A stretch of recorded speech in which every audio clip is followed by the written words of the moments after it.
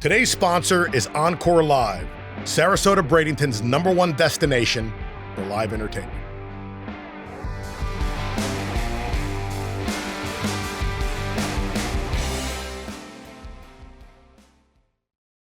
Wally GATOR is in the house. Hello, Kurt. Good to see you, my friend. It's good to see you. Nice to be here. Wally Sirotich. Sirotich. Sirotich. Yep. I have to pronounce that. I have to work on that pronunciation. Sirotich. Sirotich. Also known as Wally GATOR. That's right. So you are a living legend, my friend. Well, I don't know about that. I read your bio, and you got quite an accomplishment, man. It's been a wonderful life. Absolutely. Tell us when you started playing piano. 1961. I was 7 years old. Actually, I started playing accordion. I took lessons for 6 years, and from that I went on to organ. I had a Farfisa organ and a 147 Leslie, and I started playing in bands when I was like 13 years old. How did you get so good so quickly? Did you take lessons? Well, it wasn't that quickly because I played accordion for 6 years, but Self-taught? No, I took lessons. Had a wonderful teacher. He was great. But I spent every night with a transistor radio under my pillow, listening to WKBW AM radio in Buffalo. And they played all the hits of the mid 60s, the Beatles, the Stones, the Steppenwolf. Little Motown? You name it. No, absolutely. Motown, sure. So I played, I spent my whole life pretty much playing by ear because I had the gift of being able to listen to music and pick it up. I would find the notes on the keyboard. And so eventually, I went from accordion to organ, Farfisa organ. And then from there on to Hammond B3 and Fender Rhodes piano and every other piano you can imagine. What are you playing currently? Currently, okay, this is kind of weird. I've tried every digital keyboard out there, the most expensive ones, and I ended up selling them because the one that I like the most, believe it or not, is a Casio Privia. It's called a PX 560. The action is perfect. The piano sounds are great. It has fantastic Wurlitzer electric piano sounds. Even the vibrato on the Wurlitzer sound is very authentic. And those are the sounds I use mostly for playing with the band.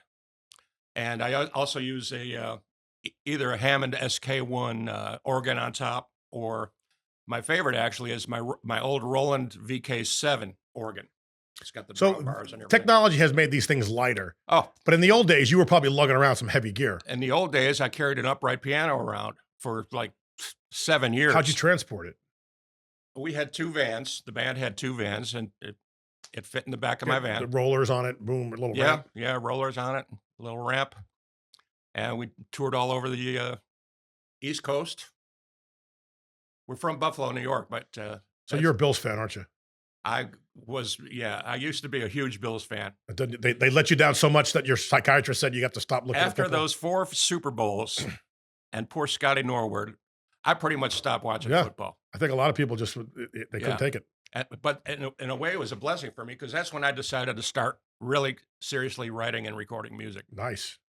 And so I've been doing that ever since. We're going to get into all that recording in a second. Sure. But I want to give the viewers a little bit more feel about your upbringing. Okay. What were you listening to on the radio? Like, what were your go-to bands when you were a kid? Like, were you a heavy Beatle guy, a heavy Stone guy? Well, even before that, my parents loved music.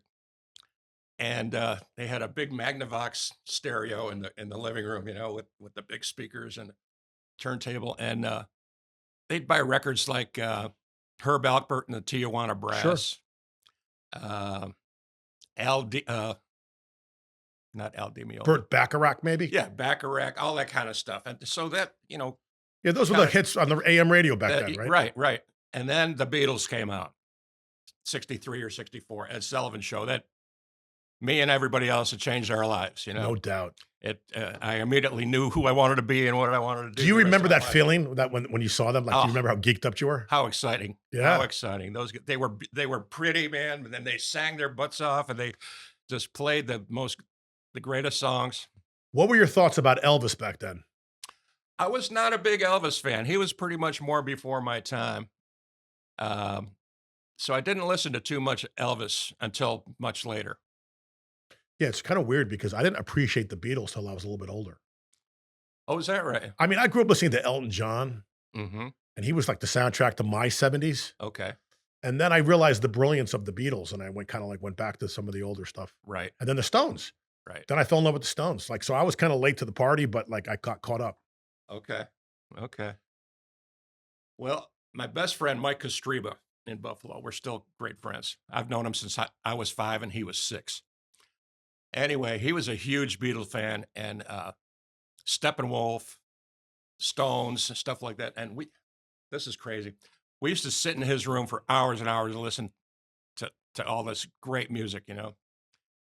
But his father, Joe Kostreba, JB Kostreba was his name. He was a huge jazz aficionado. And in the living room, he had his stereo and he'd be playing all this cool jazz stuff, man, from the 30s, 40s, and 50s. And I always kind of snuck in there and I was always listening to him like, man, this music is incredible, man. I just love it. And now he had 3 kids, 2 sons and a daughter, and none of them were interested in jazz. They were interested in current music that was Sure. out, music of the day. Well, Joe realized that I love jazz. And he was a mailman for the city of Buffalo. And he used to work right near the library in Buffalo. And he would go there and he would pick out like 10 records and bring them to me for me to listen to. Count Basie, Oscar Peterson, U.B. Blake, Stefan Grappelli, Little Miles Davis, maybe? Miles Davis, the earliest of early George Benson releases, stuff like that I was listening to as a very young kid.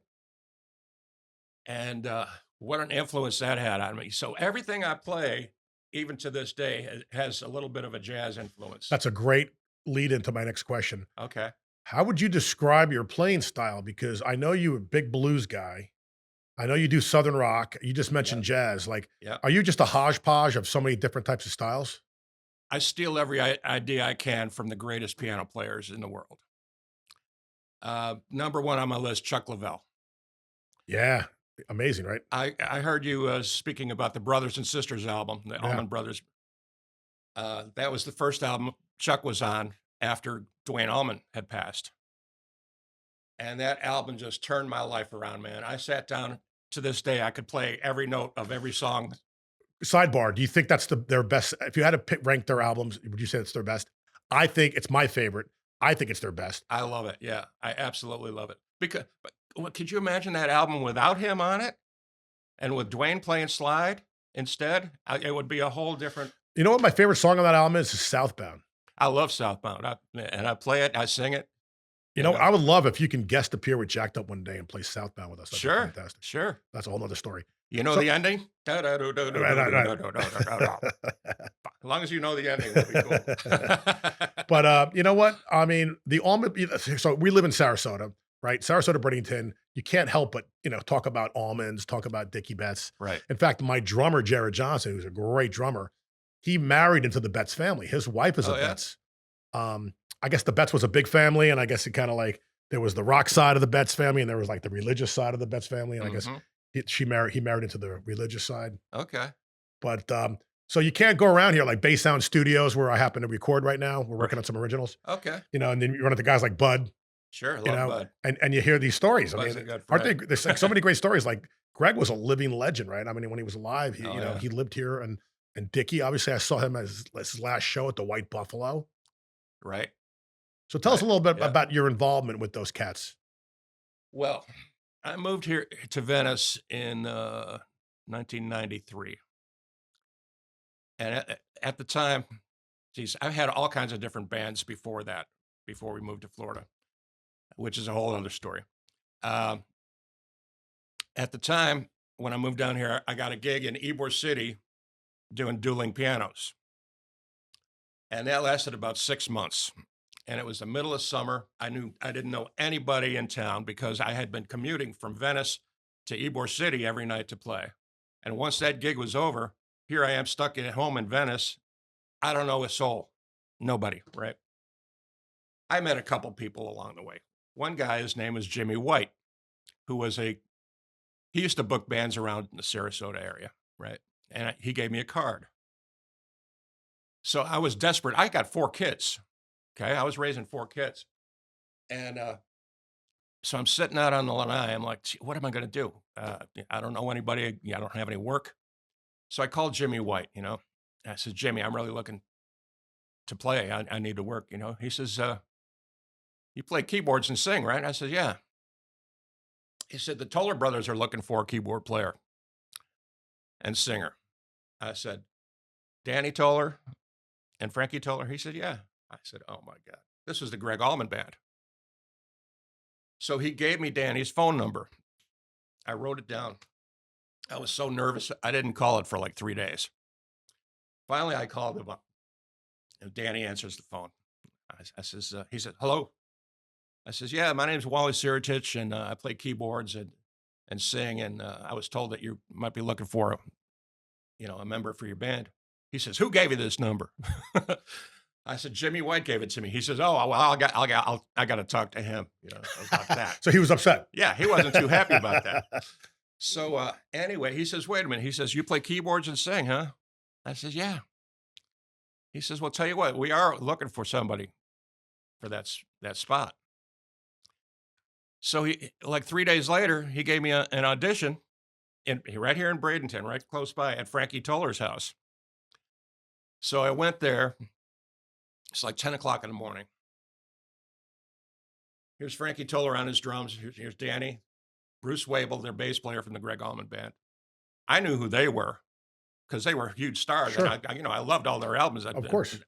Just Before the Bullets Fly, I'm No Angel albums. Yeah. Plus, they were in the Allman Brothers. I too. love that I'm No Angel album. Yeah. Every cut on that album is great. It's all great stuff. So it turns out Greg Allman went back with the Allman Brothers Band, left his band without a keyboard player, and I got the gig. And I ended up playing with them for like 7 years. That's fantastic. Yeah. It was So what were they playing? Were they playing some Allmans? Like, were they doing originals? We did a lot of Allman cover covers? tunes, yeah. But we did a lot of original stuff too. Were you singing the Greg parts? Yeah. Wow. I was singing and playing piano and organ. Heavy duty. Yeah. So I was covering the Chuck Leavell parts and the Greg Allman parts on organ. Yeah. Sidebar on Chuck Leavell. The Stones wouldn't be the Stones without him because he knows their whole catalog and he's got to remind them how the songs go because they all forgot. He's such a marvelous musician, right? And a really, I want to meet that really cool gentleman. I've spoken to him several times. Did you read his book? Was it Sea Level? Is that what I did? Yes. I got to read his book. Yeah, good stuff. Where does he live? He lives in Georgia. He has a big plantation, and he's got a book out called The Tree Man, and he plants all these trees and like redoes whole forests and stuff. Oh my gosh, I got to get him on my show. Oh yeah, he's a wonderful guy. Yeah, I could give you his number. He's brilliant. He's a brilliant musician. Anyway, I'm sorry. Yeah. So all right, so now you're playing with the Toller brothers. Playing with the Toller brothers. By the way, Dangerous Dan, right? I mean, his guitar playing, right? And unbelievable. I mean, like it's him. Like he's got a unique sound that you could tell it's him. Just like Billy Powell to me at Skinnerd, he had a very unique pianoing sound that you always knew that was Billy Powell playing. Am I right? Yeah. Kind of a classical feel Billy has on piano. Yeah. Very pretty. Yeah. Very nice. Very nice. So you guys are touring, you're doing originals, you're doing Allmans. Yeah. And did you meet Greg through those cats? I never met Greg through them. Okay. No. But anyway, with that band, the Toller Brothers Band, we traveled all over the world. We played in Japan, we played South Korea, played Italy, we played Panama, we played Sardinia, we played Sicily, and all over the United States. And were you surprised when you'd go to these places, man, like South Korea? Were you surprised how much the fans loved it? Like, isn't it kind of weird? Like, why are they so like into us? Like, how do these people over there understand American blues and Southern rock? And I think they dig it more than American folks do. Yeah, like some bands do better over there than they do over here. I think they're exposed to it more than Americans are. I mean, you turn on the radio, you can't find. But do you think that just rock and roll in general back then, I guess this was the 90s you're saying, was just people were going crazy about it because they didn't have the access to the internet like they have now? Right. So when a live rock and roll band from America came over, it was a huge deal, right? Right. Sure. Like remember Cheap Trick Bruticon? That had to have been the greatest record that those guys ever made, and that probably like one of the best things that ever came out of the Budokan. The Budokan? What is the Budokan? It's a theater, a very famous theater in Asia. It's in the Cheap Trick and Budokan. Oh, okay. I'm not familiar with that record. Yeah, you know, the Cheap Trick did a live record there, and all the fans are screaming, and I want you to want me. Yeah, yeah. That's all Budokan, man. Very I don't know cool. if I don't know what city that's in. Is that Tokyo, Japan? I don't know. Probably Tokyo, maybe Osaka. But anyway, Japan's incredible, man. so you're I'd love to overseas. go So your there. guys are rocking. So what was that experience like? It was wonderful. The only bad part about it was we flew from here to LA, spent the night, got on a 747, Japan Airlines.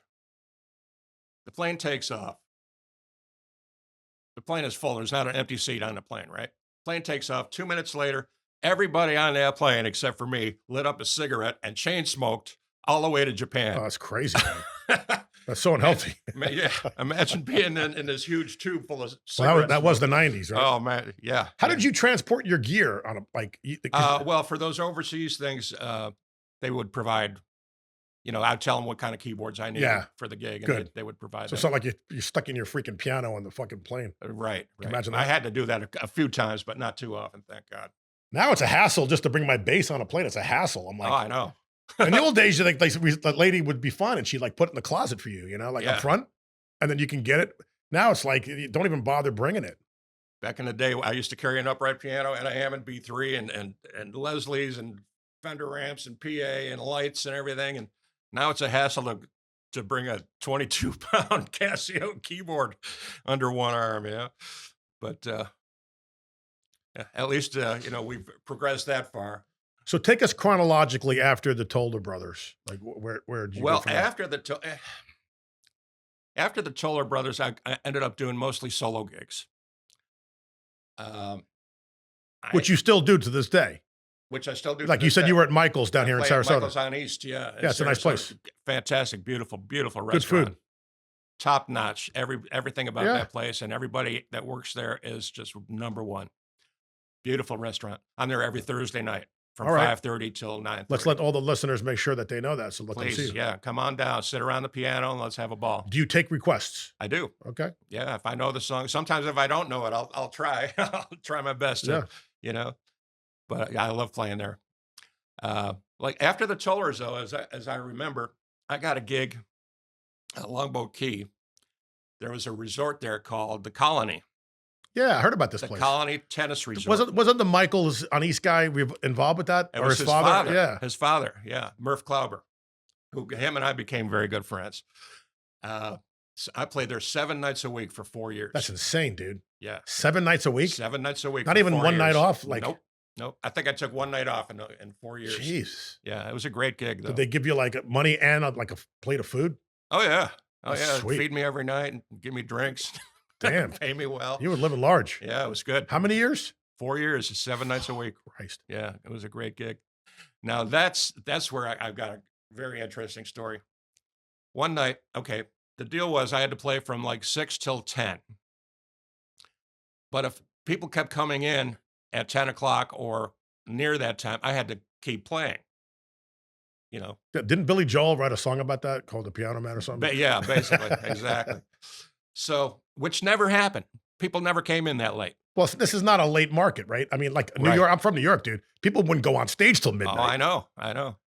So it's a Sunday night. It was a dead night. There was only like 7 people in the bar. Nobody's paying any attention to me. I'm just playing, you know, going through the motions. And I'm thinking, man, I can't wait to get out of here, right? So 10 o'clock being like, all right, I'm taking the microphone off the stand, and the door opens up, and I'm like, oh God, I gotta keep playing.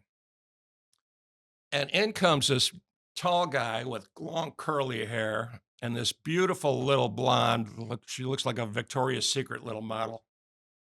He comes right up to me and says, excuse me, sir, mind if I sing a couple songs with you? I looked at him and I said, Mr. Plant, you could sing with me the rest Oh, of your life. Sweet. So Robert Plant is right here. Bartender comes up. What'll you have? And we both said gin and tonics at the same time. So he looks at me, blood brother, gin and tonics. So I says, what do you want to sing? Zeppelin stuff? He said, no. Do you know any Otis Redding, Ray Charles, Aretha Franklin, old R&B Because remember stuff? wasn't he in the Honey Dripper? Wasn't that The his Honey like, Drippers. yeah. Right. So he was digging that kind of music. Right. I said, man, you came to the right place because I know all those songs. Long story short, he ended up singing with me for 2 hours. Wow. Just him and me, man. Having a blast, right? And he couldn't stump me. I knew every song that he wanted. That's a great moment, dude. It was unbelievable. So there was like a little slow interlude, like about an hour in, right? And he couldn't think of a song to do. And so I start playing Sea of Love, which he just put out a couple years. Do you remember when we met? Yeah. And he just lit up from ear to ear because he loves that song, right? Yeah. So we ended up doing that and continued to play, for another hour after that. Absolutely amazing, man. So Doesn't he have a house? I'm little sidebar. Doesn't he have a house down on one of the keys, like Casey Key or like one of those keys? He goes there and stays with a friend, I believe. I don't. Because somebody said they saw him at a restaurant. Yeah. The guy from Buffalo that owns it. Yeah. Briandi's. Briandi. People say Robert Plant eats there when he's in town. Yeah. Yeah. I stopped in there and I talked to the owner about that. I says, man, if he ever comes back, man, I gave him a card. I says, have him call me. Yeah. Which never happened, unfortunately. So right after this interlude with him, like 2 months after, is right when he came out with the first album with Alison Krauss. Won a Grammy, dude. Right. It was brilliant. That was like T-Bone Walker. That was like, right? Yeah. That was like two months after he came and sat in with me. So you never know who's going to walk in the door, man. It's so cool. You must have been in heaven, dude. Oh yeah. Too bad you didn't have I guess maybe, what year was this, you think? Was it 2004? Were there like cell phones back then? I don't remember. There were too cell bad, Too bad there's no video of you. And there were people taking videos, and at the end of the night, he says, do you know these people? I said, no, I don't know. He says, man, I would love to see those videos. I said, me too. I never saw them. He never saw them. They're floating around out there somewhere. Could you imagine how your career would have changed had he you exchanged numbers and he said, hey, I want you to come out with me? Oh, yeah. Could you imagine that? Oh, I would do it in a heartbeat. Sure you would. Yeah, absolutely. Great guy too, man. We were cracking jokes, man. Yeah. Just had a wonderful and time. you know what? Famous guys like that prefer to be hanging out with other musicians because you're not going to be starstruck with them and ask him a million gazillion. And I knew so much about his music and his career. He really dug that. I talked to him about back in the 90s. He did a concert with Jimmy Page with an Egyptian orchestra. Yeah, like some kind of Bangladesh, or was it Indian, or was it Egyptian? It's unbelievable, man. They were in a circle. It's on video. And they were playing some interesting instruments. So I asked him all about that, man. And he says, man, I'm surprised that even happened because it was supposed to be a Moroccan orchestra. Yeah. He says, but these guys, they would come and they would play and they were wonderful. But come time to record, they wouldn't show up, and they would just be out working on their car or something. They didn't realize how important it was to actually come into the studio and do this album. So he ended up with this Egyptian orchestra instead of the Moroccan orchestra. Very interesting stories, that he told, and yeah, it was quite an experience. Really cool. That's a great story. Yeah. What about some other guitar players? Clapton, Stevie Ray Vaughan, Joe Bonamassa, any of those cats? I love Dickie Betts. I think he's an absolutely great guitar player. Genius. Yes, Genius. Absolutely.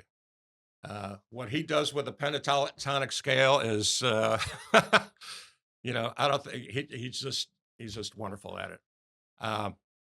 But I lean more towards, personally, I love George Benson. I love Larry Carlton. I like the jazz. Sure. The jazz guys. There's a band called Stuff. Used to be a band called Stuff. And we used to open for them in New York.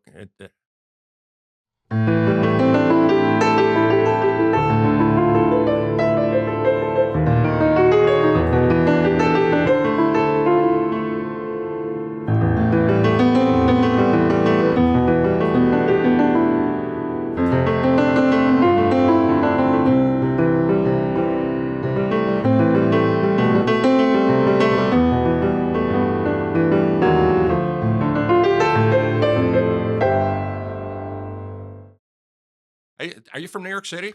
I am from New Rochelle, New York, which is Westchester County, which is right outside the Bronx. So basically, I was a hop, skip, and a jump to Grand Central. Do you remember the Lone Star Cafe? Of course. On Fifth Avenue, 13th Street. Of course. I played there for 4 years. No kidding. Yeah. I was in one of the house bands. No kidding. There. I was in Bo Diddley's band. Mick Taylor of the Stones played there one time. Yes, he did. Yeah. I was there that night. Yeah. Yeah, I played there. I must have played there 50 times. Yeah, Manhattan was great back then because there were so many venues. Just Now, on Bleecker Street as well. one night we were playing there at the Lone Star with Bo Diddley, and my guitar player says, "Hey, Wally, see that guy over there?" I said, "Who's that?" He said, "That's Elliot Randall." I said, "Who's that?" He said, "Guitar player from Steely Dan." I said, "Oh, cool, man." And I wasn't a big Steely Dan fan at the And you don't really time. hear about, you only hear about Fagan and Becker. You don't hear about the other Right, guys. right. So, but I've always been kind of, I wouldn't say bold, but I like to take advantage of a good situation. So I went up to him and I just said, "Hey," I introduced myself and I said, "Man, I love your work. And by the way, my band's playing here tomorrow night. Would you like to stop in and, check us out?" He says, "Yeah, maybe I'll do that." Sure enough, the next night he comes and we started playing. And I Now, heard, did he bring his guitar or did he? yeah, he brought his Say, when a guitar. guy shows up with his guitar, you know it's business, right? That's great. So we started playing and I heard him say in the audience, pardon my language, kids, but he looked up at the band and he was talking to his friend and he says, "These guys are motherfuckers." So he ended up getting, we had invited him up and ended up playing with him like 50 times, How great is that? maybe 30 times or so. Yeah. So once again, you never know who's going to That's walk how in the the magic door. happens, man. And Oh it's yeah, funny how many, there's probably so many untold stories about just these encounters where, musicians just happen to meet each other and jam out. right, You know what I'm saying? right, right. And when you got a good solid band, man, people want to get up and play. Well, you're a solid, solid piano player. I mean, you're one of the best. Well, thank And you. you only play with really good musicians. For an example, Right. Chris Anderson, who was a guy on my show, Uh-huh. amazing, amazing guitar player, Yeah. like one of the best. What's it like playing with him? I don't like that guy. I love him. Chris and I are very tight. Yeah, I We're saw your show together, and it was obvious there's chemistry there. yeah. We're like two peas in a pod, man. We love the same kind of music, and we thrive on doing it well. And I was he's an amazing talent. He's such a great songwriter and an incredible, powerful guitar player. yeah, Excellent like a singer. throwback, like Yeah, the Florida Guitar Army and like those guys playing like some really bending those strings. yeah. He's one of those cats, Oh man. yeah. Oh yeah. Hey Chris, how you doing, buddy? So when I saw you guys together for the first time, it was a seafood festival. I believe I Right. introduced you guys. Yeah, you introduced It was in us, right. Sarasota. You Yeah. had Garrett Dawson was on drums. Garrett, yep, Great drummer. right. Trying to get him on the show. He's a wonder. Oh yeah, Your bass player, I don't know his name, but he was a really nice guy, man. yeah. What was his name? The bass player. Michael Speranza. Okay. He's a New York guy too. All right. He's a session guy from the city. Yeah. Great guy too. Love him too, man. And the four of you guys just put on an incredible 90-minute set. Yeah. It's a really good band. Now Garrett is our sub drummer. Usually we have Frankie Lombardi. Yes. Now I never met Frankie, but I Oh. hear great things about him. You know what? You got to get Frankie on your show. Not only is he like the most amazing drummer you ever heard, he's an incredible singer and guitar player. Where does he live? He lives out near Mayaka, I believe. Okay, so he's basically Yeah, he's local. Isn't it funny how there's so many really good drummers here? It's insane. Yeah. Because you got Pat McDonald with Pat- Charlie Daniels for 17 years. Pat's a great friend too, Right? man. He's a wonderful cat too. And then another yeah. Buffalo guy, Steve Camilleri from Buffalo. I knew Steve when I knew Steve's dad. He used to work at the music store that I used to go to in Buffalo, Kubera's music store. Unbelievable. Yeah. Everybody's moving to I Florida. knew Steve man. when he was like 10 years old. You must have an incredible Rolodex or black book, or I guess now it's a Yeah. file Yeah. of just incredible musicians around here that Oh that yeah. know and played with. Oh yeah. Because there's also some famous cats. So like there's the Moody Blue guy. There's a guy from the Moody Blues lives down here. Bond, The piano player? the AC/DC guy. What's his name again? Oh, Brian Johnson? Brian Johnson lives down Yeah. here. He's, right? He's such a nut, man. He's so funny. I've met him several times, and we know each other, casually. But every time we get together, we just like tell jokes to each other for an hour, just laugh our asses off. He's a great guy. Because the weather, the beaches, the arts. There's so many wonderful things about Sarasota that attracts a lot of these Sure. guys, and more of them are going to be coming because there's a lot of guys that are getting ready to retire, for lack of a better word. And Oh, sure. they're still coming down out of Florida. So like, it's not uncommon. Like Greg Billings' band, they'll play seafood festivals, and it's not uncommon for Brian Johnson to come by just to check out his buddy, Uh-huh. right? Uh-huh. Yeah. Oh yeah. Yeah. He does the local haunts. Yeah. He's come into several places where I was playing solo piano gigs, and he'd have dinner with his wife and friends, and yeah, he's a great guy too. So when Chris is with the Tucker Band, what are you doing? What are some of the other projects you're in other than doing your solo stuff? Well, besides playing at Michael's on East, I'm still writing and recording constantly. Um, and I'm working with a producer. His name is Ed Zinner. And Ed produced 3 or 4 of Danny Toller's albums in the past. And him and I have worked extensively in the past. And he just came out with a new book. Um, what's it called? I'll look it up. Anyway, his book just came out, and they're working on doing a movie of his book. And What's the book about? It's about his life and how the American government treated him. He ended up in jail for a long time because of things he did not do. Damn. Yeah, yeah. That's horrible. I'll find the name of the book. It's in bookstores now. But anyway, we're right now in the process of writing music for this movie Little soundtrack. that they're going to do about his book. Yeah. Ed Zinner's his name. Yeah. So you're the kind of guy that can just do jingles, right? Commercials. Yep. You can do anything, right? Yep. I mean, you're just that talented. That's another story about New York and the Lone Star. I was playing there one night. Long story short, I'll give you the real short story. I met John Sebastian. Remember John Sebastian? Welcome back, right? Exactly. Now that's the nut of the story right there.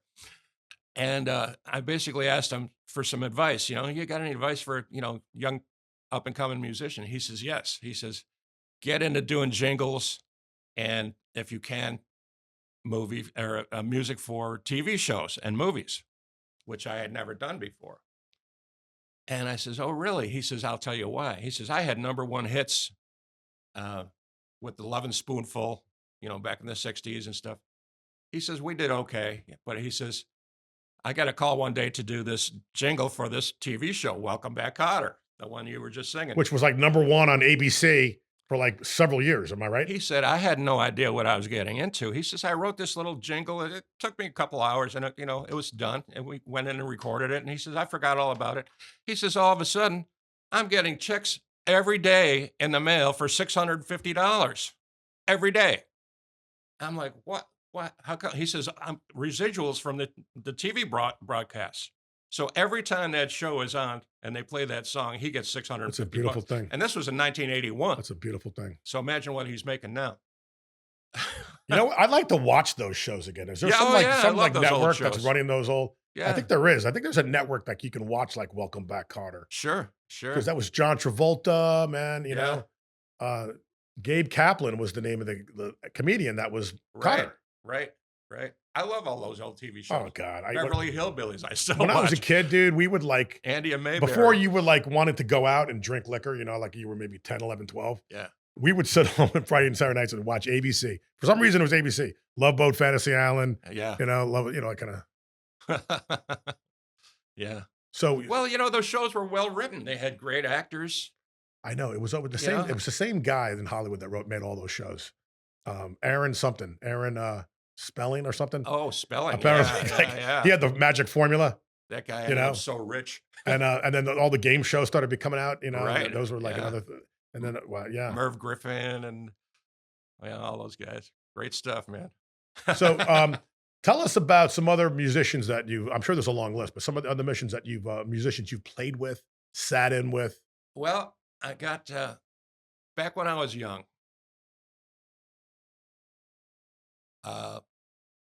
I met a guy, incredible piano player, Stan Celeste from Buffalo, New York. He was the original piano player in Ronnie Hawkins and the Hawks, which later became the band. Oh, that's cool. I didn't know that. Yes. And he was the original piano player in the band too. I love the band. Yeah. And so Rick Danko, you remember him? Stan Celeste taught Rick Danko how to play bass. And he became one of the greatest bass players. I think he can sing and play bass. Yeah. He's one of my idols. Yeah. I played Rick with Rick a Denka. couple times. Yeah, great guy too. He was a real sweetheart. Um, so anyway, Stan Celeste, he kind of took me under his wing, and he taught me a lot about playing piano, man. I mean, a ton. And we would do little gigs around town. I was only 15, 16 years old at the time.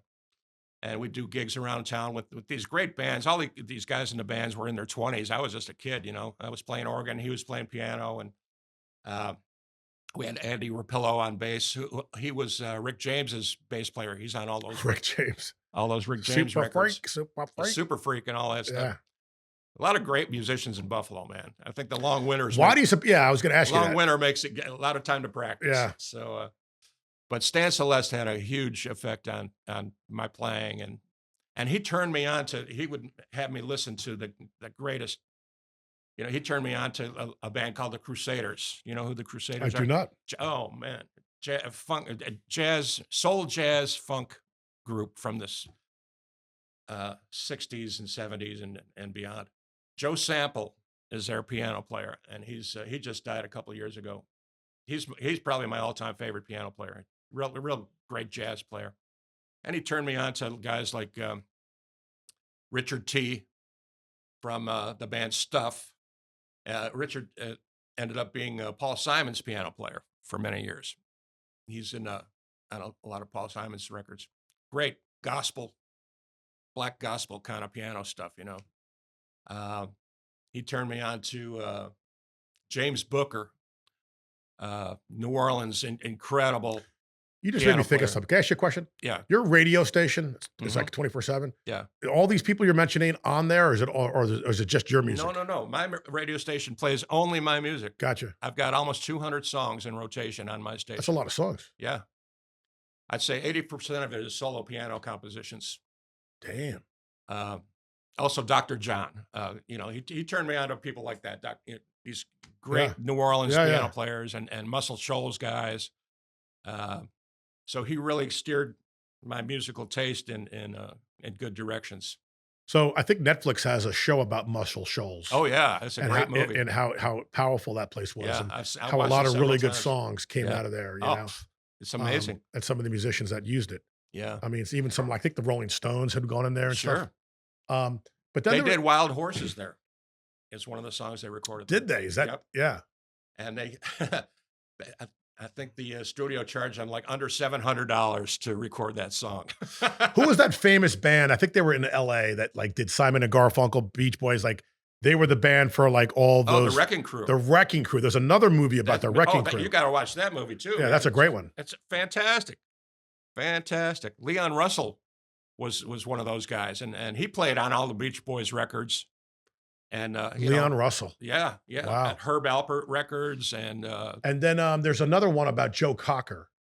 There was a documentary on Joe Cocker, yes, which was pretty impressive. that one has a lot of Leon Russell on it too. Yeah. I believe. Yeah, Because didn't Englishmen, the Mad Dogs Mad Dogs and English. and Englishmen, and it was just like a hodgepodge of just incredible musicians on the stage at the Yeah. same time. Yeah. But you know what I couldn't understand was what an alcoholic Joe Cocker was. Oh yeah. And how he was able to function at that level. Because even as wasted as he was, he could still belt it out. Like Oh, it was yeah. insane. Yeah. Party, party, party. I mean, back then, I mean, that was the norm. Like people like if you were going to be a rock star back then, like you had to have a bottle in your hand. It was Yeah. like it was par for the course. Am I right? Yeah. Look at Janis Joplin, hardcore Southern Comfort drinker. Yeah. You know, and yeah, too many are too soon gone. What are your because of that. thoughts on all of that? Like 60s, Summer of Love, Hayton I Ashbury. didn't make it to Woodstock. I was a little too young. But that dead scene, like, did you understand it? Like, was that a cool thing for you or no? I was never a huge Dead fan. I did go to Watkins Glen though. Tell the audience who was in that. What were the bands? The opening band was the band. The band, right? They were fantastic. Yeah. They were really great. Then it was the Dead, right? And there was the Dead. And then And they were horrible. They were just Yeah, so bad. It was I hear that. unlistenable. They were the kind of band that you don't know what you were going to get. One Yeah. night they were fantastic. The next night they were lousy. Right. It was not. And then the good. Almonds were the third band. And the Almonds were the headliners. And man, they were on fire. They were on fire. Chuck Leavell was in the band at the time, Okay. and Lamar Williams on bass. Lamar Williams on bass, J-Mo, Butch J-Mo, Trucks, Butch, Greg, Greg. and Dickie. So back then, they just had the one guitarist. Right. At what point did they go to two? Because you remember when Derek Trucks came on board and then they brought in the guy from Government Mule? Well, in between that, Danny Toller. That's right. And Danny was in there Danny played with them for almost 20 years. Wow. Yeah. He's on a bunch of their albums. Is there there should be a biography on Danny Toller. There should be, yeah. Yeah. There should be what a great soul he was too, man. I mean, him and I, we would laugh and laugh and laugh. Oh my God. When did he pass away? Jeez, probably been 10 years now. Yeah, that is very sad. Very sad. Him and I were really tight. We were really, really good friends. We were roommates on the road. Yeah. Oh my God. I got a story to tell you. The first night I'm in the band, I forget what city we're on. We're on the road, and him and I are roommates. Danny liked to smoke his weed, right? He'd always wake up early in the morning. I was always a late sleeper. So I'd be sleeping. I was sleeping, and he's blowing smoke in my face. He liked to wake and bake. Right. He's blowing smoke in my face. I'm like, get out of here. Get out of here. I'm trying to sleep, leave me alone. And he's laughing. He just keeps blowing it in my face. And I'm like, Jesus, what are you, out of your mind, man? He says, Gator, I dreamt about you last night. I says, what do you mean? I just met you, man. I don't even really know you. He says, yeah, I dreamt about you. I says, what are you talking about? He says, I dreamt my butt was a tater patch and you was a hog a rootin'. And that's how I woke up the first morning with Danny Toller. That's funny. That's funny. And we continued to just laugh our asses off for the next 7 years or more. Yeah. Tell us about the night that your show got rained out and you ended up going into a studio. It was not the Toller Brothers band. Well, Frankie Toller couldn't make it. So we got Gary Gazzardo to play drums with us. Do you know Gary? I do not. No. Oh, should I know the guy? He used to be in the Marshall Tucker band. Is he still around here? He just moved back to Illinois. Great friend, excellent drummer. I sent you a link to that last link I sent you is him playing. Anyway, we fly up to Albany to do this gig. They used to do this outdoor concert series called Alive at 5. It was downtown Albany. And, there'd be like 5,000 people there, after work, kind of concert scene. Very, very cool. So we fly up there and we're all excited to play the gig. And it's raining cats and dogs, man. And we're looking at the weather and it was going to continue to rain for like the next 3 days or whatever. Didn't stop raining. Concert got canceled. So we're like, what are we going to do? And Danny says, I got a buddy who lives here in town, Tony Perino. Let's go to Tony's house. So we go there, and Tony's really glad to see us, and we're having dinner, drinking a little wine. And so after dinner, he says, come on downstairs. We go downstairs. He's got a full recording studio in his basement. He's got a Hammond B3. He's got drums. He's got amps. He's got the whole setup. So we're like, let's play. So we made up 5 songs on the spot. Never played them before, never played them after. And Tony, at the mixing board, he recorded everything. And I forgot all about it for like 20 years, right? This was like 1998 or 1999. And Greg Voorhees, did I mention he was in the band? I met Greg. Greg's a sweetheart of a guy, man. He jams with the band up on Anna Marie Island. Yeah. Love that guy, man. Very good friend. Very solid player. He called me up about it, I don't know, year, maybe 2 years ago. He says, Wally, you gotta listen to this recording that we did. I forgot all about it. So he brings it over to my studio and I'm listening to it. I'm like, holy crap, this is amazing stuff. But there was a few holes where it needed some other solos, So I'm like, I can add some tracks to this. So I added some electric piano. I added some organ, I added some grand piano, and finished the record, the 5 songs. And it turned out to be an excellent record, really, really good. That's very cool. It's called The Dangerous Dan Toller Quartet. And the name of the album is Rained Out, because we got rained out that day. It's a great name. Yeah, that's the story of that experience. Fantastic. So how can people find you on social media? Are you good about keeping up with that stuff? Do you have a website? Do you have merch? Do you have all your dates? I mean, tell us a little bit about how people can see you, they can learn about you, they can contact you. Um, well, I'm on Facebook, Wally Sirotich. A lot of people, I'm friends with, hundreds of people on there. You can find me there, Wally Sirotich. You can listen to my music on pianowally.com. That's my radio station. It plays only my music 24 hours a day. That's fantastic. I got to get a radio station. The only problem is I don't have 200 songs. Yeah, you got to have the material. Yeah. That's another crazy story, man. I got an email like 2 years ago from the United Arab Emirates. I don't know anybody there, right? So I'm reading the email and it says, Mr. Sirotich, we found your music on YouTube and we really like it. How'd you like to have your own radio station? I'm like, this has to be a scam. Yeah, send us $200 cash. Either that or what's it going to cost me, Turns out it's legit. They have 1,500 radio stations and each one is dedicated to one artist. They have a Ray Charles station. They have you name it. Are they selling ads or is it commercial free? No commercials. Wow. Nothing but music 24 hours a day. Interesting. It's amazing. So they took every one of my songs off of all my albums on Apple Music, downloaded every one, and they're in rotation 24 hours a day. That's pianowally.com. That's fantastic. Wow. Yeah, it's quite an accomplishment. It is. It is. I'm thrilled with it. I listen to it all the time because I'll have to put it on. I'm hearing songs that I wrote 40 years ago. So it's just a hodgepodge, just like just random, like the order just change shuffles. It changes all the time. It changes all the time. There might be a blues piece, might be a jazz piece. Right. Gotcha. Right. Yeah, I'm very blessed with that. I'm very proud of it too. Once again, pianowally.com. Pianowally.com. Check it out, folks. That's a great name, Piano Wally. Thanks. So you're also known as Gator Wally. Wally Gator. Wally Gator. So all right, so you're doing Michael's on East every Thursday. Right. So now Chris Hicks, Chris Anderson, those cats are touring. Are you playing with anybody right now? Or I'm not. I'm kind of sniffing around to see if I can find something interesting that. Are you ever available for fill-ins? If I called you up yeah. and say, hey man, I need you next Saturday, here's the list. Yeah. That'd be cool. Yeah. Love to jam with you, brother. Yeah. Okay. Yeah. Yeah. You know who's jamming with us right now, dude? You know this guy?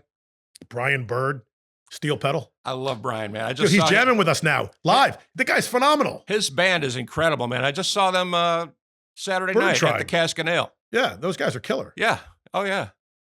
Excellent band. So he's played with us twice now at those seafood festivals that we love. Mm-hmm. And it's fun because, we never rehearse with him. So we got him out there. He knows the set list, right? He knows everything we do. Yeah. And all of a sudden, I'm hearing him go into these solos. I'm like, I'm playing my bass. I'm like, holy shit. Oh, yeah. I can't believe what I'm hearing. He's like Hendrix on a steel guitar. Yeah, because you know what? The steel guitar is like, you don't really hear that often. So when you finally hear one. Especially that style. Yeah, it's like, it like gets your attention. Yeah. Right? Because it's cool. Yeah. It's the coolest sounding thing I've ever heard. It is amazing. Yeah, he's great. He played with us, with our band one time too, with the Chris Anderson band. Yeah, he's a wonderful player. Sweetheart of a guy too. He tours with these guys, the Something Brothers. They come through town, they grab them. You know what I'm talking about? Yeah. They go on the road with them. I forget the name of that band. They were very good too. Yeah. But he's done cruises, man. He's done lots of things. But he's a legend. He's a staple in Sarasota. Yeah. Like when you go out to Cask and Ale is a great example. He also plays Thursday night down on the Key. Oh, is that right? So there's a bar down there he plays at. I forgot the name. The Blase. Is that it? Blase? Okay. Yeah. Al, so since we're bringing up names, one of my favorite local musicians is, and he's the coolest guy. He was on this show. Was Bobby Schneck. Do you know who Bobby Schneck is? I've never met Bobby. Oh, you got to meet Bobby Schneck. I'd like to meet him. Yeah. Nicest guy in the world. Phenomenal musician. Guitar, drums, bass, sings. Does all these great covers. He'll do everything from Skinner to Aerosmith to you name it. He's just an entertainer. Yeah. And he's one of those guys that lives on the Key, so he's doing like 2, maybe 3 shows a day.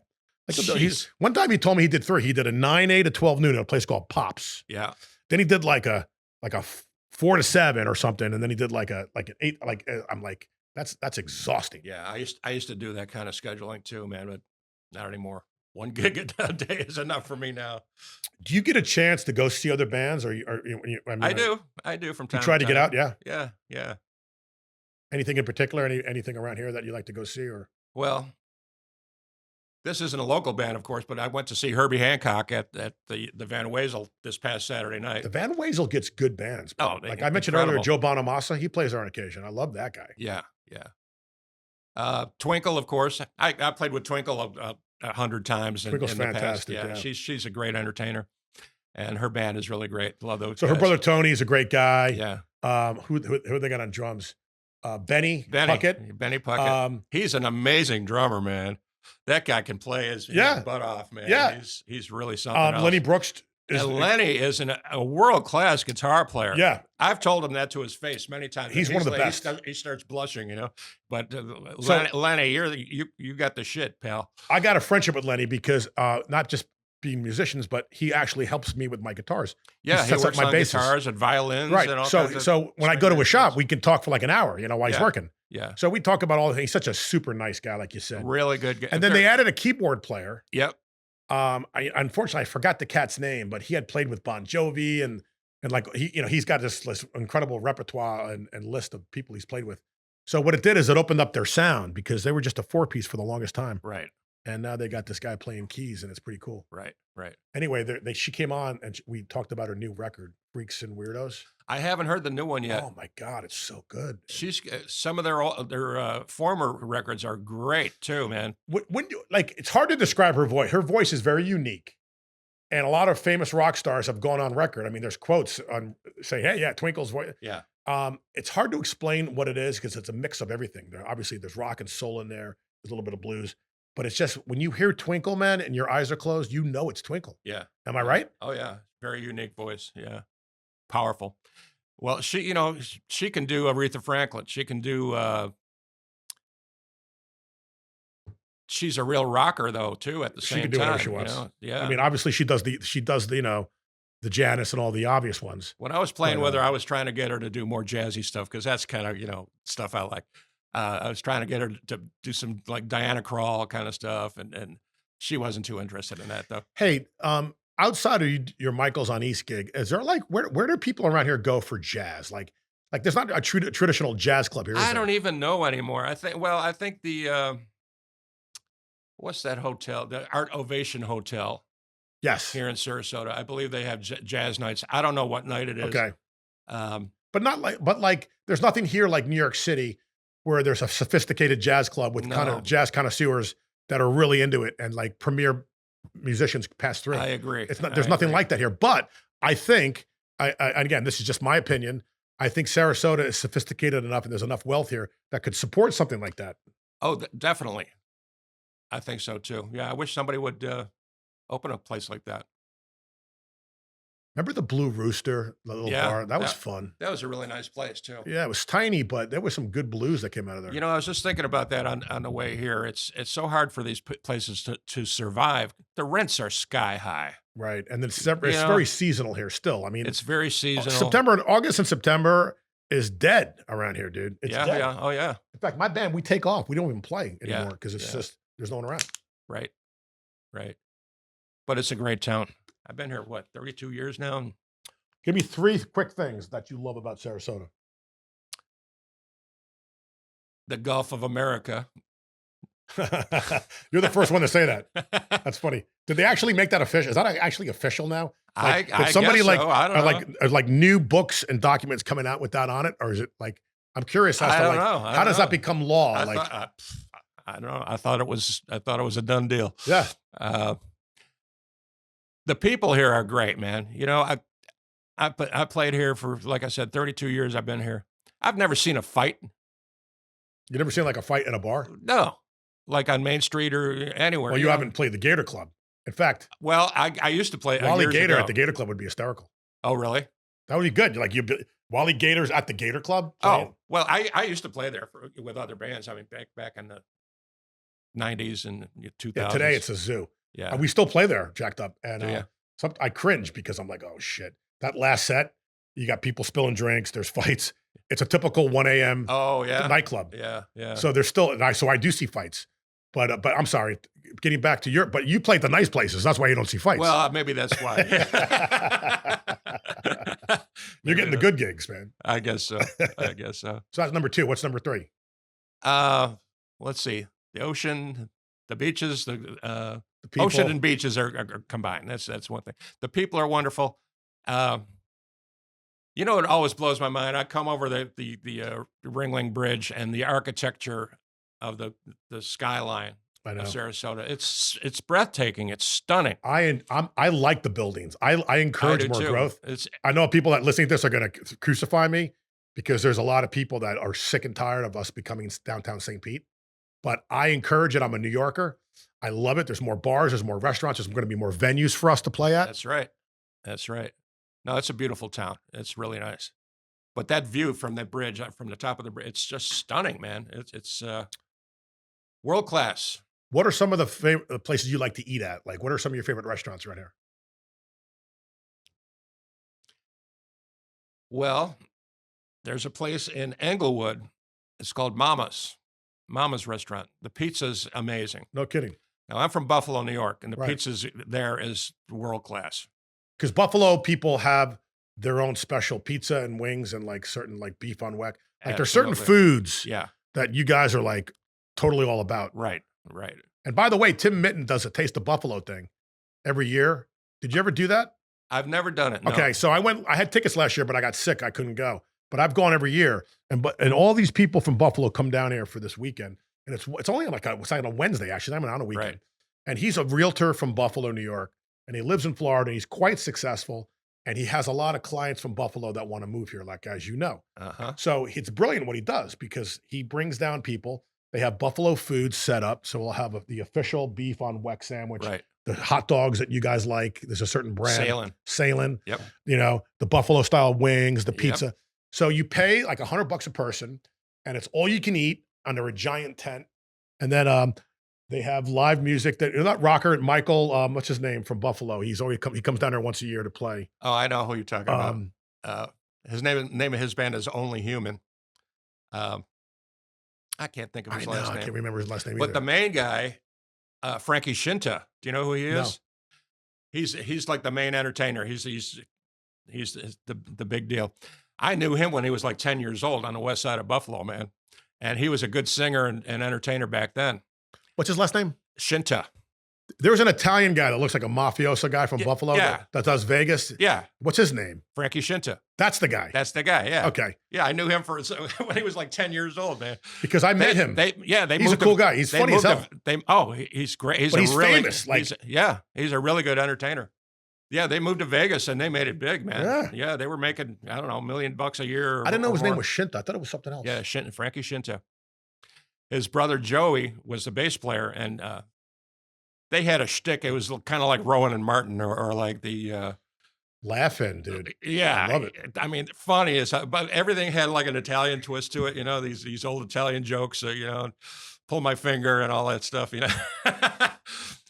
But yeah, and he's still a friend of mine. You know, so we're talking about restaurants. There's a new place that opened up here called Duff's. And I ate there yesterday, actually. I watched the Knicks game. Okay. And I may go back tomorrow night because the Sabres are playing like game 5 or game 6. Sabres hockey, Buffalo Sabres. Yeah. So Duff's does chicken wings, and the guy's from Buffalo, and it's all in Buffalo motif. Obviously, it's a Buffalo hangout. Right. It's on Clark Road right near my house, and it's called Duff's. There's one in Tampa now, so this is the second location. Also, the Parrot on Weber, he does, he's from the Buffalo area, and he does a beef on weck that is to die for. Okay. You know what I'm saying? So if you like that food, I do. You know, you can still get that stuff. Very good. There's a lot of Buffalo people down here. Like when the there are. Bills play football, there's a couple bars, man, that like become Bill bars. Like, and it's like, Jesus, where all these people come from? Oh yeah, and you can't beat the Bills fans. I mean, they're polite, tried and true. I like Bills fans. They're polite, unlike the Eagle fans that are complete assholes. And I'm now people are gonna like listen to this on my show. I'm gonna get some nasty emails. But I'm sorry, I went to college in Philly, and I could say that Philly fans are crazy. They'll fight you for no reason at all. Oh, jeez. Yeah, they're nuts. Man. Yeah, that brings back memories. I used to go to Rich Stadium and watch O.J. Simpson run on the field like a deer, man. Isn't it crazy what happened? O.J. So before all that happened with the murder shit, O.J. was a living legend. He would go to any bar. People would see him. They'd buy him drinks. Everybody loved him. Everybody wanted a picture with the guy. Everybody loved him. You know, he was a good-looking guy. He was charismatic. He had a sense of humor. He was becoming a movie star, right? Yep. Oh, yeah. Oh, yeah. Because I remember a buddy of mine calling me up one time at one of the Super Bowls, and he's like, "Yeah, I'm hanging out with OJ. We're doing drinks. And he's buying OJ just bought me a round of shots." And it was like, "Yeah." And then all of a sudden, the shit goes down with his, and it was like, "Holy fuck!" That reminds me of something, man. Right when that was all happening, the murder. Supposed murder? Could we still? Are we? Yeah, alleged. I was doing a bunch of jingles for radio stations in Buffalo, and I just got the idea. Remember the song "Mac the Knife"? Sure. Bobby Darin. Yeah.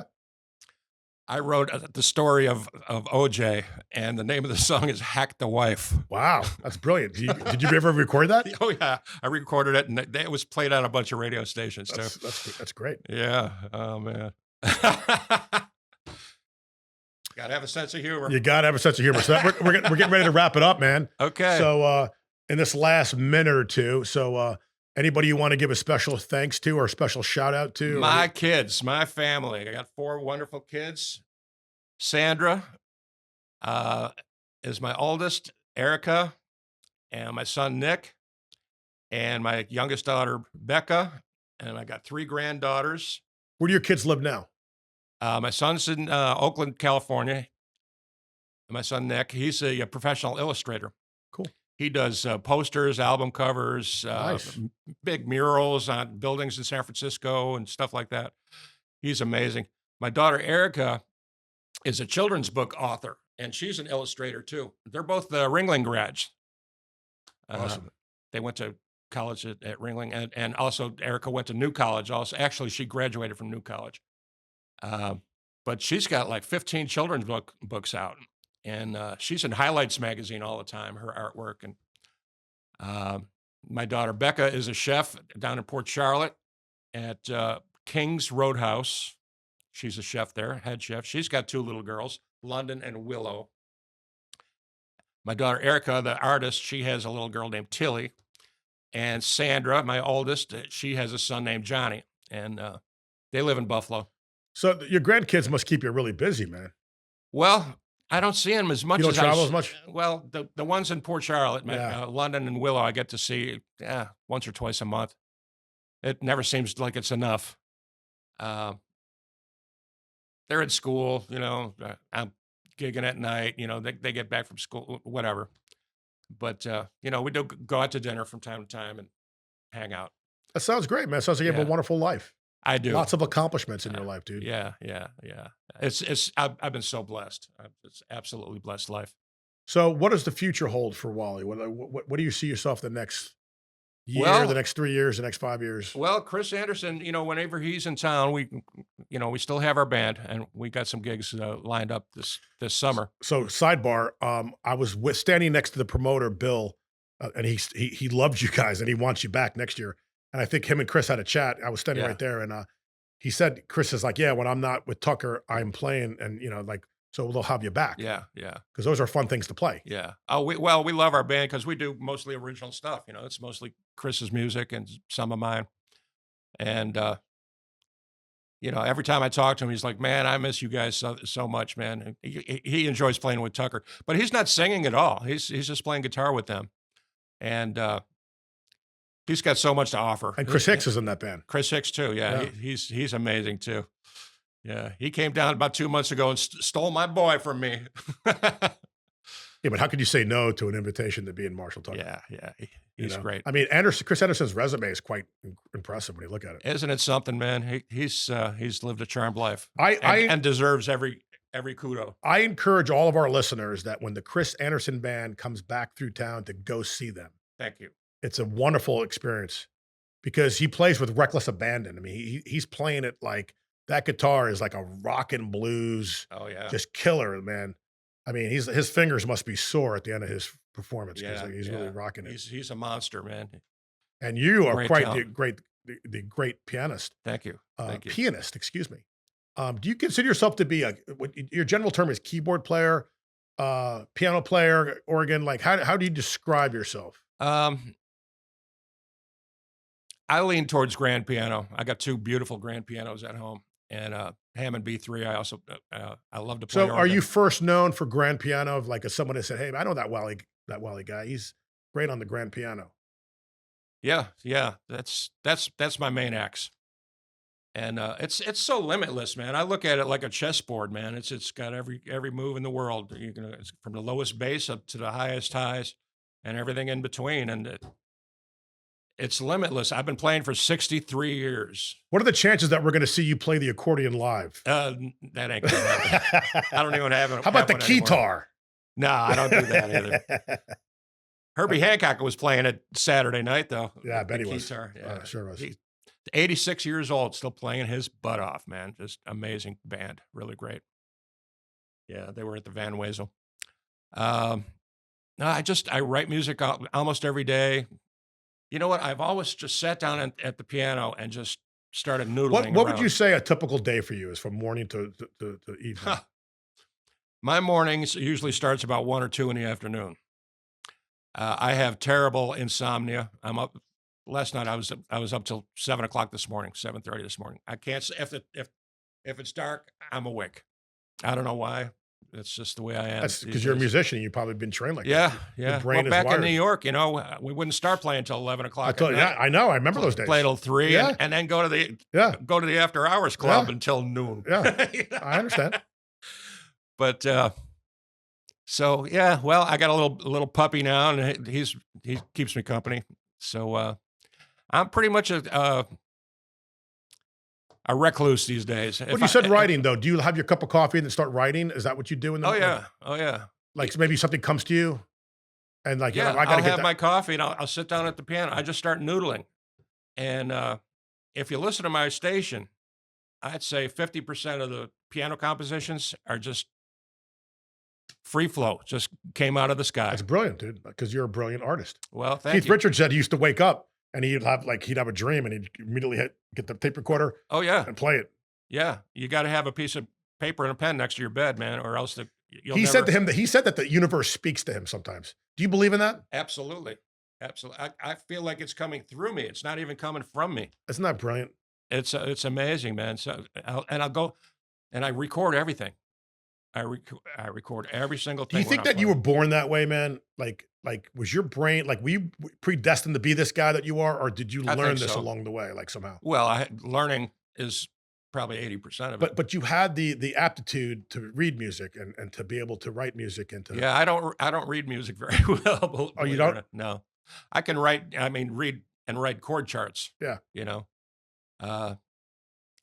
but this piano improvisation stuff that I do now is, well, I've always done it, but now I'm recording it all the time. And I'd say I'll do 3 or 4 in a row, you know, and I won't listen to it until I got like 50. And I'll go back and listen to all 50, and I'll write down, you know, I'll score like 3 stars, 4 stars, 0 stars, you know, cross that one out, blah, blah, blah. And the ones that are 4 and 5 stars are really, really good, and just stuff that surprises me, because I'm like, where does this come from? It's just flowing through the universe, through my body somehow. And fortunately, I'm able to record it all. And so, you know, out of 50 songs, I'll take maybe 15 and make an album out of it, put it on CD Baby, and make an album cover and ship it out. Fantastic. Now I got like 24 albums out. Well, on that note, we're going to end. So thank you so much for coming in, Wally. Kurt? You've been a pleasure. Well, you have And been a pleasure too, my Look friend. forward to hearing your I was music. really and, nervous about this, man. Yeah, no, I'm glad that you had a good I'm such experience. a hermit. I hardly even talk. I think Nah, man. I was telling my son the other day, I say probably like 40 or 50 words a day because I live alone now. And No, but here's the thing. I knew you had a story to tell, and that's why I wanted you on the show. great. And you told a great story. So I think a lot of people are really, really going to enjoy this interview. Well, thank you, my friend. All right, Wally. Not as much as I enjoyed it. Thanks. Thank you, Kurt. All right. See you. And we're out. Today's sponsor is Encore Live, Sarasota Bradenton's #1 destination for live entertainment.